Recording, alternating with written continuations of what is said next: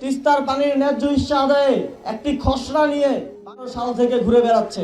কিন্তু বিগত সময়ে আমরা এমনই এক ফ্যাসিবাদী সরকার পেয়েছি যারা শুধু বলে গেছে যে ভারতকে যা দিয়েছি আজীবন মনে রাখবে, কিন্তু ভারত থেকে কিছু আদায় করতে পারেনি।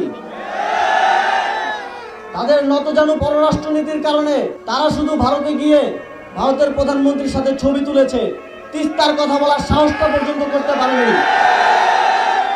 অন্তর্বর্তীকালীন সরকার তার গঠনের পর থেকেই পররাষ্ট্র নীতির ক্ষেত্রে শির দ্বারা উঁচু করে দাঁড়িয়েছে এবং তিস্তার চুক্তি বাস্তবায়নে এই অঞ্চলের মানুষের পানির ন্যায্য হিস্সা আদায়ে অন্তর্বর্তীকালীন সরকার মাথা উঁচু করে ভারতের সাথে নেগোশিয়েট করবে এবং প্রয়োজনে আন্তর্জাতিক পানি আইনের ভিত্তিতে আমরা কূটনৈতিক চাপ সৃষ্টি করব যেন ভারত বাধ্য হয় এই চুক্তি স্বাক্ষর করতে। তিস্তায় যে দীর্ঘ চর জেগে উঠেছে এবং চরে যে মানুষ বসবাস করে সেখানে শিক্ষার হার অত্যন্ত কম, কারণ সেই জায়গাগুলোতে কোনো স্কুল নেই, শিক্ষা প্রতিষ্ঠান নেই।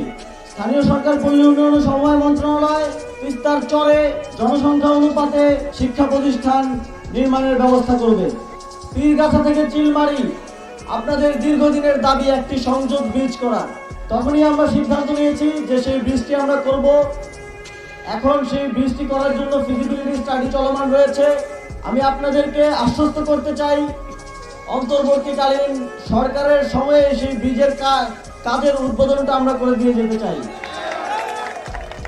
1400 মিটারের একটি চেইনএজ ব্রিজ সেখানে স্থাপিত হলে আপনাদের উত্তরবঙ্গের যোগাযোগ ব্যবস্থার যথেষ্ট উন্নতি হবে বলে আমি বিশ্বাস করি।